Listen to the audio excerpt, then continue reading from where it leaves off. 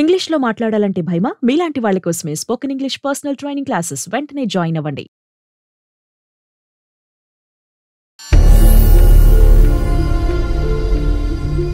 నమస్తే కళ్యాణ్ గారు. నమస్తే జయ గారు. కళ్యాణ్ గారు, భువనేశ్వరి అనే ఒక అమ్మాయి మనకి మెయిల్ చేసిందండి, అనంతపురం నుంచి. అనంతపురం. పెళ్లి కాలేదు పిల్లకి, ఇంకా ఒక సమస్యని ఫేస్ చేస్తా ఉందన్నమాట. కాల్ చేసేనా మరి? చేయండి.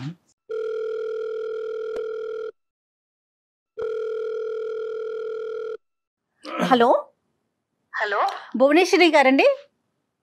అవునండి. మీరెవరు? నేను జయానండి, అందమైన జీవితం ప్రోగ్రామ్ నుంచి కాల్ చేస్తున్నాను. మేడం చెప్పండి మేడం. భువనేశ్వరి బాగున్నారమ్మా? బాగున్నాను మేడం. Right. మీరు ఎలా ఉన్నారు? బాగున్నానమ్మా. నాతో పాటు డాక్టర్ కళ్యాణ్ చక్రవర్తి గారు కూడా ఉన్నారు. సార్ నమస్తే సార్. భువనేశ్వరి నమస్తే అమ్మా. నువ్వు అదృష్టవంతురాలు, ఎందుకంటే మాకు దగ్గర 3000 ఈమెయిల్స్ వచ్చినాయి. ఆ ఈమెయిల్స్ లో నీది సెలెక్ట్ చేయడం ఎగ్జాక్ట్లీ జరిగింది. అండి, ఎగ్జాక్ట్లీ. అసలు ఇంత తొందరగా మీరు కాల్ చేస్తారని కూడా నేను అనుకోలేదు. చెప్పనన్నా. ఎంత వయసు ఎంత మీది? Sir 26 sir. క్వాలిఫికేషన్స్ అమ్మా, చదువుకుంటున్నారా? బీటెక్ అయిపోయింది సార్. ఐటీలో జాబ్ చేస్తున్నానండి. ప్రజెంట్ ఎక్కడున్నారమ్మా? Present Secunderabad sir. ఇప్పుడు సమస్య ఏంటమ్మా? ఎవరిది, నీదేనా? నాదే సార్. ఏ విషయంలో? సార్ ఒక చిన్న ఇబ్బంది వచ్చి పడింది. నేను కాలేజ్ లో ఉన్నప్పుడు ఒక అబ్బాయితో రిలేషన్షిప్ లో ఉన్నాను. ఓకే. 1.5 2 years మా లవ్ జర్నీ అయితే నడిచిందండి. తన బెస్ట్ ఫ్రెండ్ కూడా మాతో పాటు కూడా ఉండేవాళ్ళు. అంటే పరిచయం అయిన తర్వాత తన ఫ్రెండ్స్ అందరు నా ఫ్రెండ్స్ అవ్వడం, నా ఫ్రెండ్స్ అందరు తన ఫ్రెండ్స్ అవ్వడం, అలాగా మేము ముగ్గురం కలిసి తిరిగే వాళ్ళం. అదేలే. ఈ జర్నీలో ఒక 2 years తర్వాత నాకెందుకో తనతో వర్కౌట్ కాదు అనిపించిందండి. బాయ్ ఫ్రెండ్ తోటి నాకు 2 years రిలేషన్షిప్ తర్వాత లాంగ్ టర్మ్ తనతో జీవితాంతం నేను జీవితం పంచుకోలేను అని అనిపించి నేను బ్రేకప్ చెప్పేశాను. దీనికి బలమైన కారణాలు ఏమైనా ఉన్నాయా అండి భువనేశ్వరి? ఉన్నాయి మేడం. ఏంటండి? తను ముందు నాకు అప్రోచ్ అయినప్పుడు, నన్ను ప్రపోజ్ చేసినప్పుడు ఎలా ఉన్నాడో, ఎలా ఉన్నానని నాకు చూపించాడో అది తను కాదు నిజానికి. తన నిజ స్వరూపం ఏంటి అని అన్నది ఈ 2 ఏళ్ళు నేను తనతో ట్రావెల్ చేసిన జర్నీలో నాకు అతను ఏంటి అని అన్నది అర్థమైంది. నా స్వభావానికి చాలా ఆపోజిట్ అండి. We are like opposite poles. మాకు అసలు ఆపోజిట్ పోల్స్ అని తెలియటానికి నీకు 2 years టైం పట్టిందమ్మా? ఆ జర్నీలో మెల్లమెల్లగా తెలిసి వచ్చింది సార్. తెలిసింది ఏంటో ఆపోజిట్ పోల్స్ తెలుసుకోవచ్చా? ఫర్ ఎగ్జాంపుల్ ఏదన్నా? సార్ అతను అంటే మామూలుగా ముందు చాలా ఫ్రెండ్లీగా జోవియల్ గా ఉన్నట్టు కనిపించేవాడు. కానీ పైకి అలా కనిపిస్తాడు, కానీ నిజానికి తనది కాదు సార్. చాలా పొసెసివ్ అండ్ సంకుచిత స్వభావం, చాలా నారో మైండెడ్ అబ్బాయి.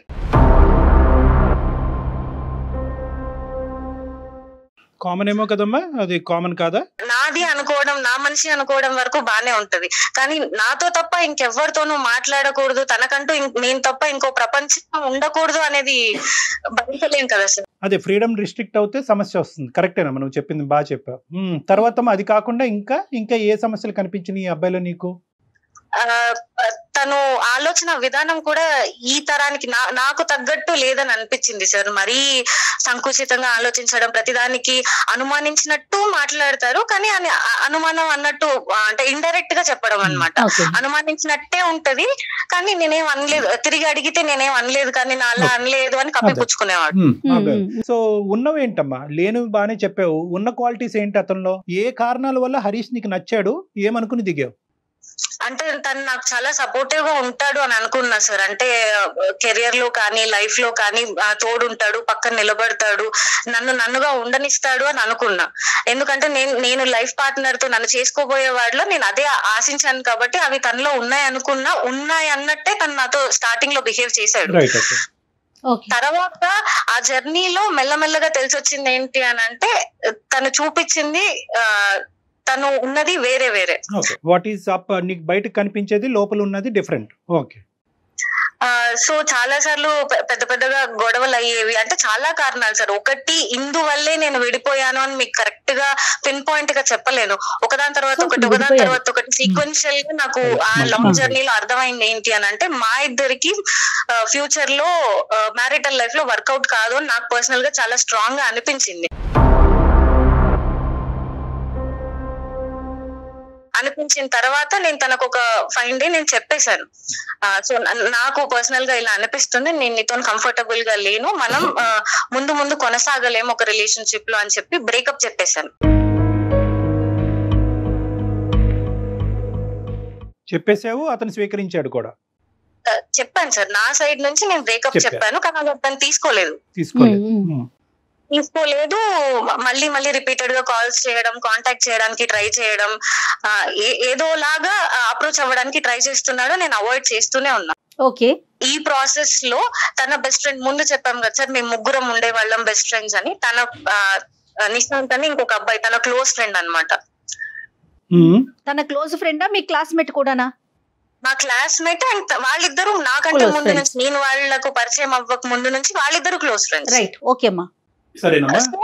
ఈ మా 2 years జర్నీలో మొత్తం తను ఉన్నాడు. చాలా ప్లేసెస్ కి కలిసి వెళ్లే వాళ్ళం, సినిమాలకి, లంచ్ లకి, బయటకి ఎక్కడికైనా వెళ్ళినా ముగ్గురం వెళ్లే వాళ్ళం. ఈ అబ్బాయి ఆ అబ్బాయి కాదమ్మా, ఈ అబ్బాయి పేరేంటి చెప్పండి? హరీష్ బెస్ట్ ఫ్రెండ్ నిశాంత్ అండి. నిశాంత్. ఓకే, రైట్, చెప్తాను చెప్పు. హరీష్, నిశాంత్, నేను కలిసి తిరిగే వాళ్ళం, అంతా అప్పుడు బానే ఉండేది. తర్వాత నేను ఎప్పుడైతే ఈ అబ్బాయికి మా ఇద్దరి మధ్యలో డిస్టర్బెన్సెస్ వచ్చి నేను ఇలా బ్రేకప్ చెప్పాను అని నిశాంత్ కి తెలిసిందో, తను మెల్లగా అప్పుడప్పుడు ఫోన్ చేసేవాడు, ఎలా ఉన్నావు ఏంటి, మామూలుగా మాట్లాడుకుంటూ ఉంటాం కదా ఫ్రెండ్స్ అన్నప్పుడు, బాగోగులు మాట్లాడుకోవడం. ఇలా అన్నప్పుడు నేను చెప్పాను, ఇలాగ నాకు తనతో కనెక్ట్ అవ్వలేను అని అనిపించింది, సో నేను ఇలా బ్రేకప్ చెప్పాను అని చెప్పాను. ఆ విషయం తనకు తెలిసిన తర్వాత కొన్ని రోజులు టైం తీసుకొని నిశాంత్ నాకు తిరిగి ప్రపోజ్ చేశాడు.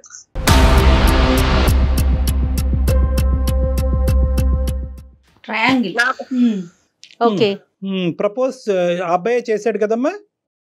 నిశాంత్ నన్ను అప్రోచ్ అయ్యాడండి. ఇక్కడ 2 points నేను అడుగుతాను. ఒకటి, హరీష్ తో ఓకే బ్రేకప్ అయిన తర్వాత మీరు ఫ్రెండ్స్ లా కంటిన్యూ అవుదాం అనుకున్నారా? మీ ఇద్దరి మధ్యన కమ్యూనికేషన్ కంటిన్యూ అయిందా? ఒకప్పుడు అలా కంటిన్యూ అవ్వనటువంటి పక్షంలో నిశాంత్ తో నువ్వు మాట్లాడుతున్నావు, నిశాంత్ నిన్ను ఇలా ఓదారుస్తున్నాడు, నిన్ను కన్సోల్ చేస్తున్నాడు, నీ బాగోగులు తెలుసుకుంటున్నాడు అనే అంశం హరీష్కి తెలుసా? లేదంటే ఇవన్నీ హరీష్కి తెలియకుండా మీరు ఇద్దరు మాట్లాడుకుంటున్నారా?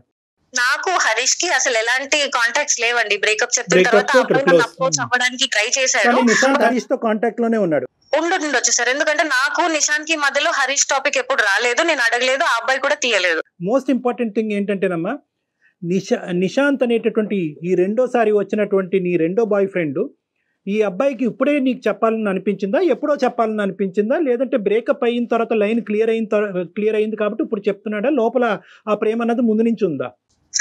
తను నాకు చెప్పడం ఏంటంటే, సార్ నేను ముందు నుంచి ఈ జర్నీలో నేను అబ్జర్వ్ చేస్తూ వచ్చాను, సో మన ఇద్దరికి వర్కౌట్ అవుతుందని నాకు అనిపించింది, కానీ నేను అప్పుడు చెప్పలేకపోయాను, ఇప్పుడు చెప్తున్నాను అని అయితే నాకు చెప్పాడు సార్. మా ఇద్దరు బ్రేకప్ అయిన తర్వాత మనసులో ఉంది. సో ముందు నుంచి ఉంది. నీ రెస్పాన్స్ ఏంటి తల్లి? నేను కొంచెం ఆలోచించడానికి టైం తీసుకున్నా సార్. ఆ టైం గ్యాప్ లో నేను ఒకసారి అనలైజ్ చేసుకుంటే నాకు ఏవైతే ఒక లైఫ్ పార్ట్నర్ లో కావాలని అనిపించాయో అవన్నీ నిశాంత్ లో ఉన్నాయని నాకు అనిపించింది.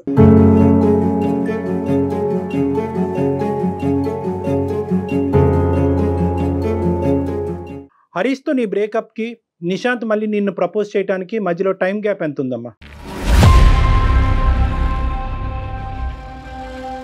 హార్డ్లీ 1-2 months ఉంది సార్. సో నువ్వు కంప్లీట్ గా ఈజీగా వైపౌట్ చేసావమ్మా హరీష్ ని? బ్రేకప్ అయింది, నచ్చలేదు, అతని యొక్క ప్రవర్తన నీకు నచ్చలేదు కాబట్టి తీసేయాలనుకున్నావు, తీసేసావు. ఆ 2 years పాటు ఉండేటటువంటి జ్ఞాపకాలు ఏవి కూడా నీ లోపల ఒక బాధని, ఒక డిప్రెషన్ ని కలిగించలేదా? లేదు సార్.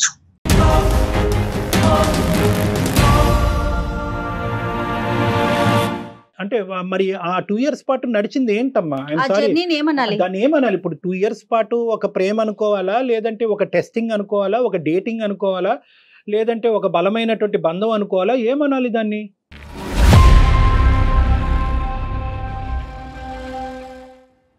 సార్ మీరు అన్నట్టు డిప్రెషన్ లోకి వెళ్ళాలి అని అంటే వదులుకొని బతకలేనంత ఎమోషనల్ కనెక్ట్ ఉండాలి సార్. ఆ 2 years లో అబ్బాయి సైడ్ నుంచి నాకు ఎప్పుడు అది కలగలేదు. ప్రతి స్టెప్ లోనూ, ప్రతి ఇన్సిడెంట్ లోనూ నాకు చాలా ఇబ్బంది అనిపించేది. తన ప్రవర్తన కానీ, తన మనస్తత్వం కానీ నాకు చాలా ఇబ్బంది అనిపించేది. కానీ నేను కాంప్రమైజ్ అవుతూ దాన్ని డైజెస్ట్ చేసుకుంటూ ముందుకు వచ్చాను. ఒక పాయింట్ కి వచ్చిన తర్వాత నేను దాన్ని తీసుకోలేకపోయాను. సో బ్రేకప్ అనేది నీకు రిలీఫ్ అనుకోవచ్చు సార్. నేను భరించలేను. నేను తనతో కలిసి ముందుకు నేను అడుగు వేయలేను అని అనిపించినప్పుడు నేను తనకు వద్దు మనకు సెట్ అవ్వదు అని చెప్పేశాను. రైట్, అర్థమైందన్న. ఒకటైతే క్లియర్ కదమ్మా, నిశాంత్కి మీ ఇద్దరు పరిచయం అయినప్పటి నుంచి, అంటే ఒక బెస్ట్ ఫ్రెండ్ గా పరిచయం అయినప్పటి నుంచి నిశాంత్కి నీ మీద ఫీలింగ్స్ ఉన్నాయి. ఎటొచ్చి హరీష్ మధ్యలో ఉన్నాడు కాబట్టి అతని మనసులో ఉన్న భావాన్ని నీకు చెప్పలేదు. నీకైతే మాత్రం నిశాంత్ మీద ఎప్పుడు ఫీలింగ్స్ లేవు. ఇప్పుడైతే మాత్రం నిశాంత్ నుంచి ఈ ప్రపోజల్ వచ్చాక నువ్వు కూడా అది కన్సిడర్ చేయడానికి ఇష్టపడుతున్నావు. అంతే sir. So Harish is completely out of the picture. లేదు సార్. ఇంకొక భయంకరమైనటువంటి అంశము, భయపెట్టే అంశం ఏంటంటే హరీష్ నిశాంత్ టచ్ లో ఉన్నారా లేదా అనేది నీకు ఇంకా తెలియదు కదా. ఫస్ట్ అది కనుక్కోవాలి కదమ్మా. టచ్ లో ఉన్నారు అంటే ఒకరికొకరు ప్రత్యక్షంగా ఎదురుపడైతే మాట్లాడుకోవట్లేదు. మేబీ ఫోన్లో అట్లా టచ్ ఇంపాసిబుల్ నాన్న. ఇప్పుడు వాళ్ళిద్దరు టచ్ లోనే ఉండుంటారు. బహుశా నిశాంత్ అంటే నీ సెకండ్ బాయ్ ఫ్రెండ్ హరీష్ తో బహుశా మీ ఇద్దరి మధ్యన జరిగేటటువంటి సంభాషణలు, అతని ఫీలింగ్స్ గురించి హరీష్ తో డిస్కస్ చేయకపోయి ఉండొచ్చు. అంత పర్సనల్ డిస్కషన్, అంత ర్యాపో అయితే లేదు సార్. తగ్గింది. ముందు ముగ్గురం కలిసి ఉన్నప్పుడు ఉన్న బాండింగ్ అయితే ఇప్పుడు లేదు. మెల్లమెల్లగా ఎప్పుడైతే మా ఇద్దరు బ్రేకప్ అవ్వడం, నిశాంత్ నన్ను అప్రోచ్ అవ్వడం, ఈ ప్రాసెస్ లో వాళ్ళిద్దరి మధ్య కూడా ముందున్నంత స్నేహం అయితే ఇప్పుడు లేదు. రైట్ నాన్న. 6 weeks ఎందుకు పట్టింది నీకు? ఎప్పుడు చెప్దాం అనుకుంటున్నావు? అతనికి రెస్పాన్స్ ఏంటి? వెయిటింగ్ దేని గురించి?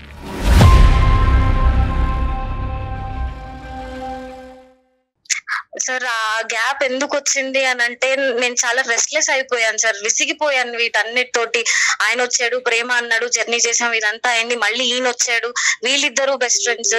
ఈ సిచ్యువేషన్ నాకు కరెక్ట్ గా అదే టైంలోనే నిహారిక ఇన్సిడెంట్ ఒకటి జరిగింది.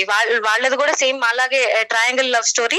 అండ్ అసలు ఆ దారుణం ఏంటి సార్, టీవీలో చూస్తేనే నాకు కాళ్ళు చేతులు వణికిపోతున్నాయి సార్. ప్రేమిస్తే రీసెంట్ గా జరిగిన ఇష్యూ అండి. చెప్పు. హరికృష్ణ, అబ్బాయి పేరు నవీన్, హరిహర కృష్ణ, నవీన్ అండ్ నిహారిక. సార్ అసలు ఏంటి సార్ ఆ దారుణం? ఇంకొక తన ఫ్రెండ్ ని లవ్ చేసినంత మాత్రం చంపేస్తారా సార్? చంపేసినంత పెద్ద తప్పా సార్ అది? ఎంతమంది ప్రేమించిన వాళ్ళు విడిపోవట్లేదు, ఎంతమంది వేరే వాళ్ళు పెళ్లిళ్ళు చేసుకుని హాయిగా ఉండట్లేదు.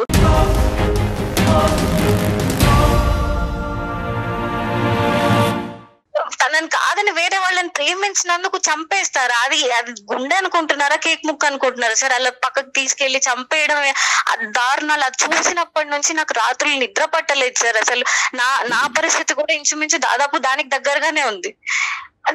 ఇది ఇలాంటి భయంకరమైన పరిణామాలు వస్తాయేమో. అసలు అందులో నా తప్పు ఎంత ఉంది? నేనేమన్నా తప్పు చేస్తున్నానా? నేను ఇప్పుడు ఈ అబ్బాయికి ఓకే చెప్తే అలాంటి పరిణామాలు ఏమన్నా నేను చూడాల్సి వస్తుందా? అసలు నాకేం అర్థం కావట్లేదు సార్. నీ ఇష్యూకి వస్తే అమ్మా, కమింగ్ టు యువర్ పాయింట్, నీకు నిద్ర పట్టట్లేదు, చేతులు కాళ్ళు వణికిపోతున్నాయి, భయం వేస్తుంది అని అంటున్నావు. ఇప్పుడు నీకు ఒక స్ట్రైట్ ఫార్వర్డ్ క్వశ్చన్ నిన్ను అడుగుతా. ఎందుకు భయపడుతున్నావు నువ్వు? ఏ కారణం చేత భయపడుతున్నావు? నాకు హరీష్ గురించి తెలుసు సార్, ఆ అబ్బాయి మనస్తత్వం తెలుసు. ఇతను వెళ్ళి నిశాంత్ ఏమైనా చేస్తాడా, లేకపోతే వాళ్ళిద్దరూ కొట్టుకొని ఒకరికొకరు ఏమైనా చేసుకుంటారా అని చాలా భయపడుతున్నాను సార్ నేను. అతను ఎంత మొండివాడంటే, ఎంత పొసెసివ్ నేచర్ అని అంటే, ఎప్పుడు తనదే నెగ్గాలి, తన పాయింట్ ఆఫ్ వ్యూ కరెక్ట్, తనకే దక్కాలి అన్న ఒక ఇది ఉంటది సార్ ఆ అబ్బాయికి. సో ఆ కోపంలో ఈ గ్యాప్ లో నేను చెప్పాను కదా సార్ మీకు, నేను బ్రేకప్ చెప్పిన తర్వాత రిపీటెడ్ గా కాల్స్ చేస్తున్నాడు, కనెక్ట్ అవ్వడానికి ట్రై చేస్తున్నాడు అని. అందులో ఎక్కడ నాకు ప్రేమ కనిపించలేదు సార్. మొండి, నాకు దక్కాలి, నన్ను ఎందుకు వదిలేసి వెళ్ళిపోతున్నావు అన్న మొండి పట్టుదలే కనిపించింది, కానీ ప్రేమతో సాధించుకుందాం అన్న మనస్తత్వం కాదు సార్. అది ఉంటే అసలు నేను బ్రేకప్ చేసుకోకపోయేదాన్ని. ఒక 2 years పాటు జరిగినటువంటి జర్నీ ఒక మీనింగ్లెస్ జర్నీగా మారిపోయినప్పుడు రెండో వచ్చినటువంటి అబ్బాయి ఈరోజు నువ్వు ప్రపోజ్ చేస్తే నువ్వేం చేయాలి? వాడికి ఒక దండం పెట్టాలి. First of all most important, బాబు నీకు 10% కాదు 100% ఫీలింగ్స్ ఉండి హరీష్ కంటే 100 రెట్లు ఎక్కువైనా ప్రేమించదు, నో ప్రాబ్లము. కానీ ఈరోజు నేను మానసికంగా I'm not in a stable position. ఈరోజు ఇప్పటి వరకు నాకు జరిగినటువంటి ప్రయాణం అది ప్రేమ, ఇన్ఫాక్చువేషనా, డేటింగా ఏంటో నేను డిఫైన్ చేయలేకపోతున్నాను. ఆ మనిషి నుంచి విముక్తి పొంది ఇప్పుడే సేద తిరిగి నా చదువు మీద, నా ఉద్యోగం మీద కాన్సన్ట్రేట్ చేసేటటువంటి టైంలో ఇప్పుడు నువ్వు ఇంకో ప్రపోజల్ తీసుకొచ్చావు, ఈ భారాన్ని నేను ఇప్పుడు అప్పుడే మోయలేను, కాస్త వెనక్కి తగ్గు, కొద్దిగా సమయం ఇవ్వు అని చెప్పి అడగాలి మీరు. ఎందుకంటే కనుక ఈరోజు ఇది రీప్లేస్మెంట్ స్ట్రాటజీ అంటారమ్మా. చాలా మంది ఆడపిల్లలు ఇక్కడే ఉచ్చులో చిక్కుంటారు. ఒక బ్రేకప్ అయిన తర్వాత ఒక డిప్రెషన్లోకి వెళ్తారు.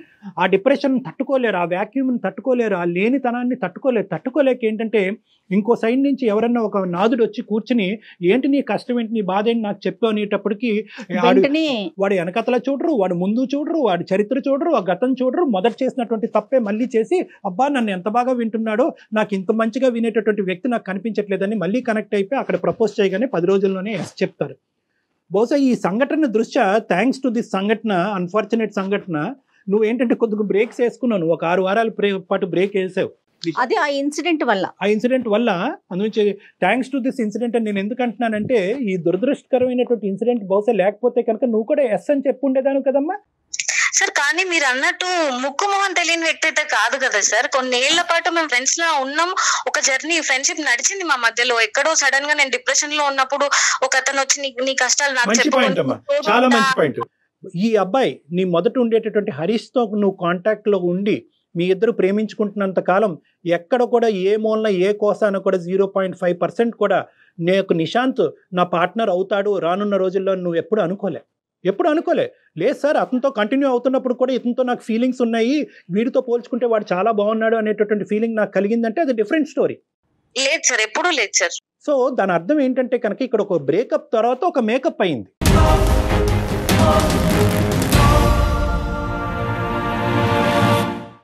ఈ బ్రేకప్ తర్వాత మేకప్ అయింది అంటే ఏంటంటే, ఈ బ్రేకప్లో ఉండేటటువంటి ఆ వాడి వేడి ఉండేటటువంటి పరిస్థితిలో ఈ అబ్బాయి వచ్చి ప్రపోజ్ చేయగానే నీ మనసులో ఒక క్వశ్చన్ మార్క్ పడింది.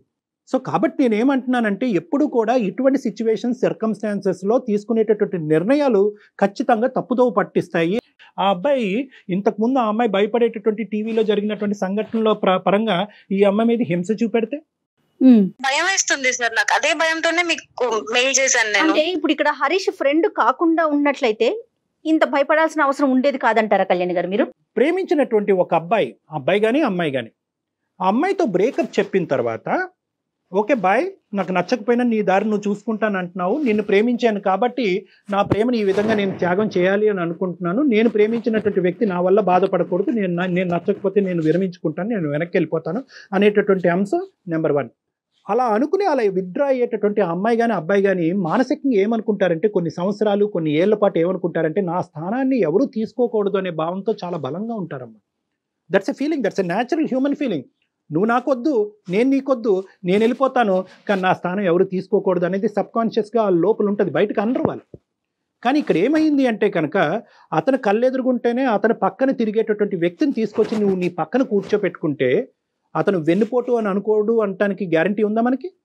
మీ ఇద్దరి మధ్యన ముందే కనెక్షన్ ఉంది కాబట్టి నాకు ఇప్పుడు బ్రేకప్ చెప్పేవు అనేటటువంటి ఆలోచన అతనికి రాకుండా ఉండదా? అప్పుడు ఇతనిలో కూడా సాడిస్టిక్ ఫీలింగ్, ప్రతీకారపరమైనటువంటి ఫీలింగ్స్ రాకుండా ఉంటాయా?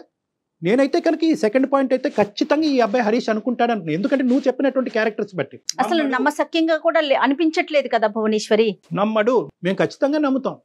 కానీ అక్కడికి వెళ్ళి హరీష్కి ఈ రోజు కాకపోయినా రేపు తెలుస్తుంది హరీష్లో ఎటువంటి పగ ఆవేశాలు రావచ్చమ్మా.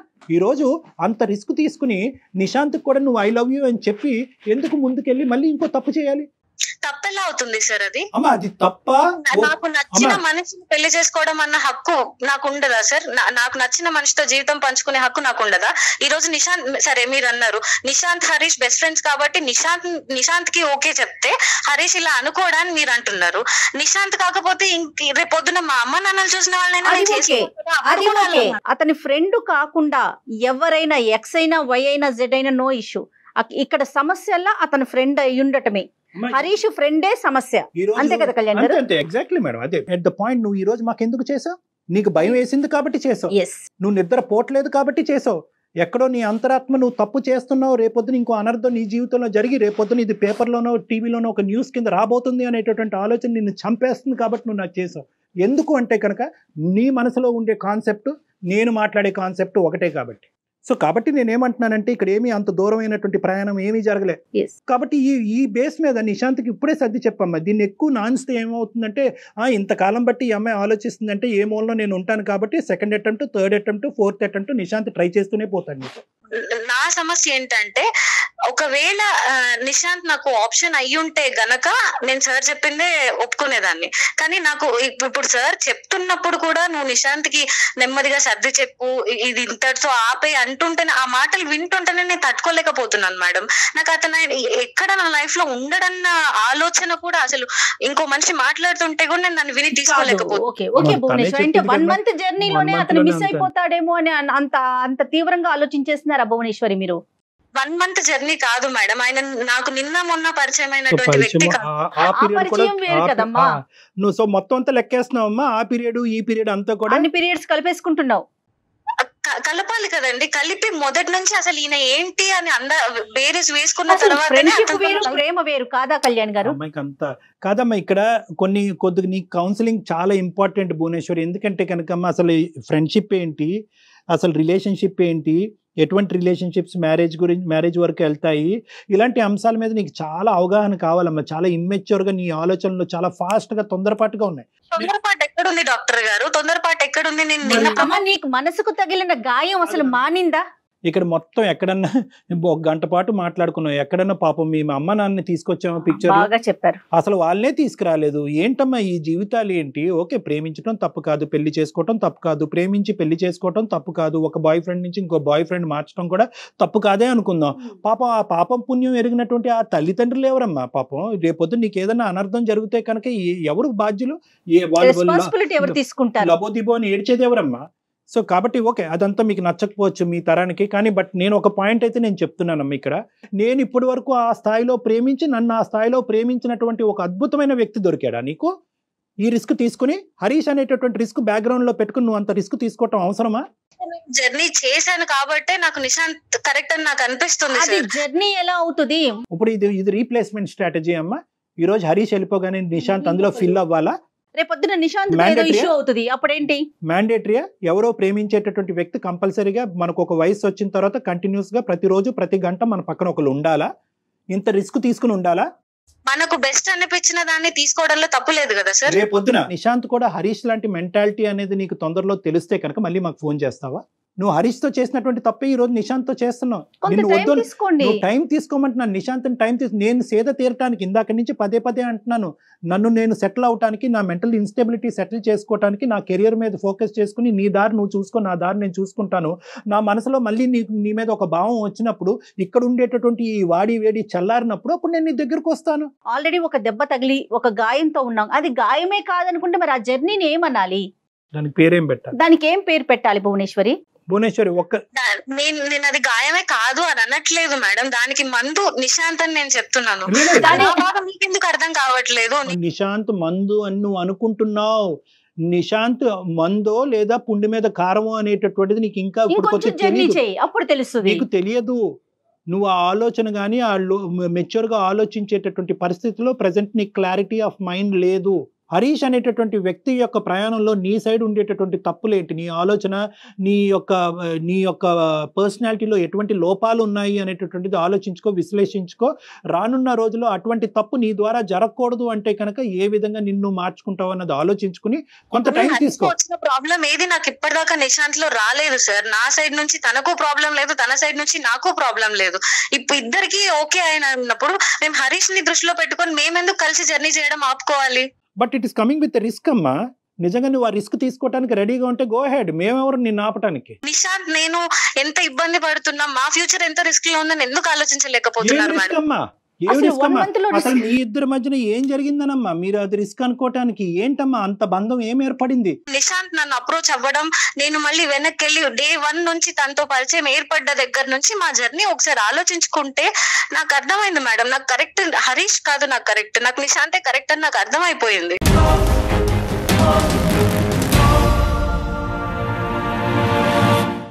మా ప్రైమరీ థింగ్ అయితే మాత్రము నువ్వు టైం తీసుకో. నిశాంత్కి ఇప్పటికిప్పటికే రీప్రపోజల్ చేసి నువ్వంటే నాకు ఇష్టం అని చెప్పొద్దు. మోస్ట్ ఇంపార్టెంట్ ఏంటంటే ఈ మొత్తం అంశంలో హరీష్ని మాత్రం కప్పేయద్దు. హరీష్కి ఇండైరెక్ట్గా తెలిస్తే కనుక పరిస్థితి ఇంకో విధంగా ఉండొచ్చు. కాబట్టి ఇండైరెక్ట్గా తెలిసే ముందు డైరెక్ట్గానే చెప్పడం బెటరు. అన్నిటికంటే ఫైనలీ మోస్ట్ ఇంపార్టెంట్, నీకంటూ ఒక కుటుంబం ఉంది, తల్లిదండ్రులు ఉన్నారు. ఇప్పటికైనా మొదట చేసిన తప్పు మళ్ళీ రిపీట్ అవ్వకూడదు అంటే ఇప్పుడు నీ పేరెంట్స్ని ఇన్వాల్వ్ చేయడం అనేది అందరికీ శ్రేయస్కరం. ఇదే భాష ఏదైతే మాతో మాట్లాడేవో నిశాంత్ కరెక్ట్, నిశాంత్ సూపరు, నిశాంత్కి మించినటువంటి మనిషి లేదు అనేటటువంటి అంశాలు ఏవైతే చెప్పావో అవే మీ తల్లిదండ్రుల దగ్గర రిపీట్ చేయి. మీరు ఆర్గ్యూలోకి వెళ్తున్నారు భువనేశ్వరి, ఆలోచించండి. ఆర్గ్యుమెంట్ కూడా నువ్వు ఎందుకు వెళ్తున్నావు అంటే కనుకమ్మా మాకు ఫోన్ చేయకి, మాకు ఈమెయిల్ చేయక ముందే నువ్వు నిశాంత్ కావాలి అని చెప్పి 100% కాదు 200% ఫిక్స్ అయ్యావు. కాబట్టి ఈ రిస్క్ని ఆ నిశాంత్ అలాగే ఉండాలి, నిశాంత్ నేను ప్రేమించాలి, నిశాంత్ నేను పెళ్లి చేసుకోవాలి, కానీ నాకు హరీష్ దగ్గర నుంచి రిస్క్ రాకుండా మీరు ఒక ఆలోచన చెప్పండి అంటే కనుక అలా మేము చెప్పలేమమ్మా. ఎందుకంటే హరీష్ని మేము చూడలేదు, హరీష్తో మేము మాట్లాడలేదు. హరీష్ ఆ టీవీలో జరిగినటువంటి సంఘటనలాగా హరీష్ ప్రవర్తిస్తాడో లేదో అన్నది మాకు తెలియదు. అలాంటప్పుడు ఏంటంటే మాకు తెలియనటువంటి అంశము రిస్క్ ఉన్నట్టుగానే ముందుకు వెళ్ళమంటాం, కానీ రిస్క్ లేనట్టుగా ఊహించుకుని ముందుకు వెళ్ళమని చెప్పే దమ్ము ధైర్యం నాకైతే లేదమ్మా. అమ్మ, జీవితం ఇది అందరికి పరిచిన విస్తరవదు. అన్ని కష్టాలు నష్టాలు అన్నీ ఉంటాయి. ఆలోచించుకో భువనేశ్వరి, నువ్వు వెంటనే నిర్ణయం తీసుకోమని చెప్పట్లే. ఇప్పుడు ఈ విషయాన్ని కూడా టకామని ఎస్ అని చెప్పేయాలని మేము ఎక్స్పెక్ట్ చేయట్లేదమ్మా. ఎస్, నువ్వు టైం తీసుకో. డాక్టర్ గారి నెంబర్ నీకు నేను షేర్ చేస్తాను. పర్సనల్ గా వచ్చి కలు, ఫోన్ లో కాదు. ఓకేనమ్మా? సరే మేడం. ఆల్ ది బెస్ట్ తల్లి. బాయ్ అమ్మా, all the best Bhuvaneshwari. Bye. Right Kalyan గారు, థ్యాంక్ యూ సో మచ్. నమస్తే అండి. సమర్పిస్తున్న వారు అవిస్ హాస్పిటల్.